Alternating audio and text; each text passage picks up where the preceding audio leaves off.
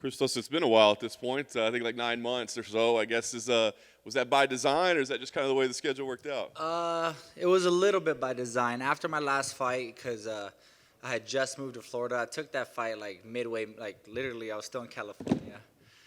And I didn't really get a chance to kind of adapt to the new team, to the new state and all that. So I felt like that fight was a little rushed, in my opinion, but I mean, no excuses. But after that fight, I told my manager, man, like, hey, I'm going to take the rest of the year off.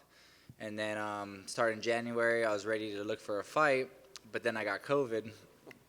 And they offered me Jim Miller. Well, my manager said there was an opening for Jim Miller for February, right when like COVID was at its, like, it only had it bad for one day.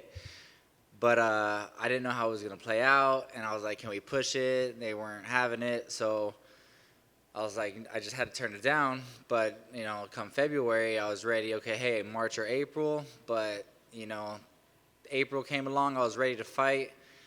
They offered me Steve Garcia, but he turned me down because his fight fell out. So I've just been looking for a fight since then, and I finally got one booked for now. Nice. I was going to ask you about that last fight because I know it was probably a frustrating one. You talked about everything that was going on at that time. So, I mean, are there lessons that you take out of that, or is it just like, well, it's a fight game, that kind of stuff happens sometimes? Yeah, a little bit of both. You know, it does happen. Obviously, Armin is a top prospect. You know, I believe he might be a title contender at some point. He's, you know, the main event in this card. So, but yeah, I definitely, it felt rushed. I felt like during fight week, I don't think I've ever been so nervous because I wasn't even sure if I had a good camp because I didn't even know who was going to corner me, to be honest. And I was still like adapting, getting to know my teammates. You know, when I was sparring, I didn't know the vibe. It was just everything was just a little off, you know. And I just wanted to adapt and get accustomed to it. And especially, you know, every round is a hard go. You know what I mean? It's something I had to get used to. So I feel very, very well prepared now, very comfortable, and very confident. So I feel like it's going to be a whole different game. I did want to ask you about coming in and like Armin is in the main event, right? You're like, that's the guy I lost to last. Like, is there something kind of weird about it? Like, now I got to be around this dude on fight week. Nah, it's all business at the end of the day. You know what I mean? I mean, all my losses in the UFC are to top prospects. So I know I definitely belong. Just a little tweaks. I definitely think moving to this new team definitely elevated me to the next level. So I definitely think that going forward, it's just going to be a whole new Christos coming in, and I'm super excited to showcase my skills now. I was going to ask you, so now at this point, I mean, you feel like you've had time to adapt. I guess, can you talk about what, I guess, maybe the focus has been or where you feel the biggest impact has been? I mean, what have you seen during this time that now you've really dug in? Well, just from the beginning, when I first moved there, you know, into my sparring rounds, grappling rounds, going with guys in the beginning, you know, not winning as many rounds, you know, feeling like, damn, like, you know, the confidence wasn't all there because I'm like, you know, these guys are tough, you know, a lot of tough guys. So now, you know, this camp, I feel like I adapted and I'm winning a lot more rounds. I'm doing well. People respect me over there, and I definitely made a name for myself at the gym. So it just a whole new level of confidence has come over me. I've never felt this confident walking into a fight, and going with top guys like that really helps me just be more confident at the end of the day and just really believe in myself, knowing what I can do with all high-level guys. Talk about Thiago, what you see as an opponent, right? He's had some setbacks as well, but obviously a very talented guy. So what do you see in him as an opponent? I think he's very technical, a very good fighter. He was ranked number 14 at one point, and I think he's very good. I think this is a great matchup, though. You know, he's fought tough guys. I fought tough guys. You know, we're both, you know, he's 4-4 in the UFC. I'm 5-5. So I think the UFC did a great job at this matchup. And I knew I was going to fight him at some point because I fought on the same card as him in the RFA when he fought for the title, and Dana White was there for his show. And, you know, he didn't get signed. I didn't get signed. But I feel like Dana White was more impressed with me. But I thought I'd fight him for the title. You know, I was a title holder for RFA at one point. But I thought I was going to get that chance again against Thiago. So I knew I was going to fight him at some point. So the time is here. It's finally here. And I like this matchup a lot. And I just feel like stylistically, it's a great matchup for me.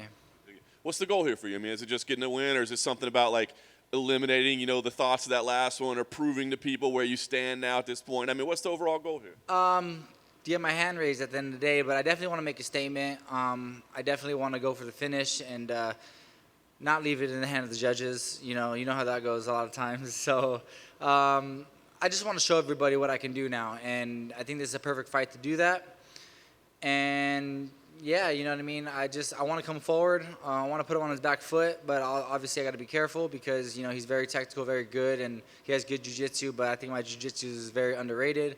I mean, Armin tried to take me down. I defended a takedown against him, and he has really good wrestling. So I think he's going to be shocked at my power, at my skills, and I'm just looking for a great performance. I love it. Last thing for me, I guess, as you play us out, what kind of fight do you think we see? Because like you said, you guys are both very talented guys. I mean, do you think this is going to be kind of a back-and-forth kind of scrap? Do you think it's something you go dominate? Like, what kind of fight do we see? I mean, listen, it's either going to be me getting a performance bonus or me going for the fight of the night. You know what I mean? If he's coming to fight, then it's going to be a back-and-forth battle. But I'll tell you this, I'm coming to fight, and I'm coming to, be in his face. I'm coming to put on a show. So, if he can keep up, then it's going to be a battle. But I feel like this fight's going to be the fight is who's going to break first, And I don't see myself breaking. I fight tired. If I get tired, I'll fight tired. But I'm in the best shape I've ever been. I know that because I tested it with my little 3-mile run that I do, and I got the all-time best time. So I'm walking in this fight with a lot of confidence in my cardio and my skills. And yeah, we'll see Saturday night, you know what I mean? Hey, Christos. Moving from California to Florida, how has living in Florida been? It's been awesome. I love Florida. I didn't think I was going to fall in love with it this much, but I just being a part of that team, I never knew it can make that much of a difference until I experienced it for myself. So I just think I definitely leveled up, you know what I mean? Like, whatever level I was at, I definitely grew. I'm getting a lot of compliments, a lot of good feedback from my partners, my coaches.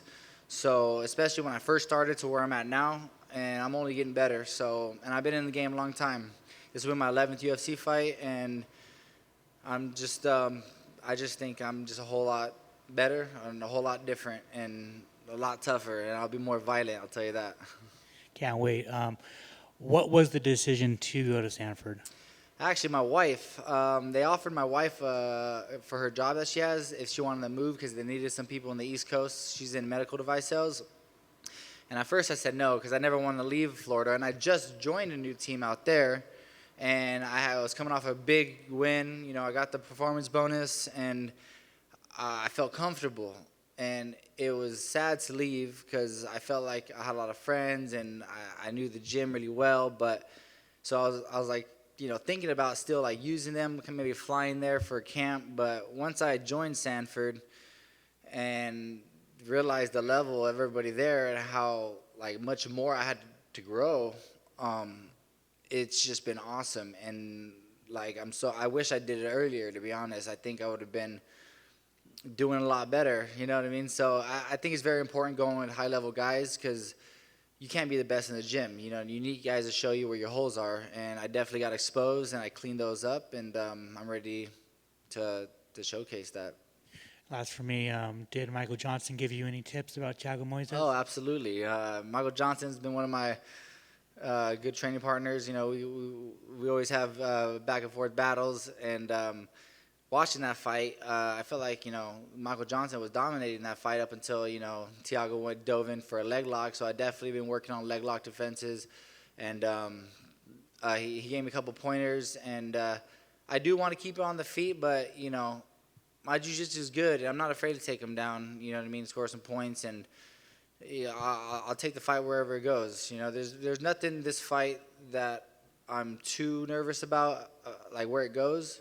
So, I was really happy that, we had a teammate that fought him, so I get some pointers, and he definitely helped me out with some. Cool. Thank you. No worries.